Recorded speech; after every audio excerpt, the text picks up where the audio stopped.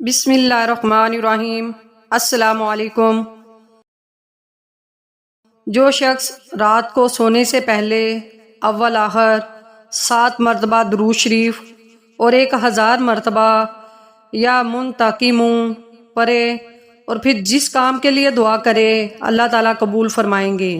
حضرت عبادہ بن صامت رضی اللہ تعالیٰ عنہ نبی اکرم صلی اللہ علیہ وآلہ وسلم سے روایت کرتے ہیں، آپ نے فرمایا، جو شخص رات بھر جاگ کر یہ کلمات پڑھے، لا الہ الا اللہ وحدہ لا شریک لہ لہ الملک ولہ الحمد وہو علی کل شیء قدیر، سبحان اللہ والحمد للہ ولا الہ الا اللہ واللہ اکبر ولا حول ولا قوۃ الا باللہ العلی العظیم۔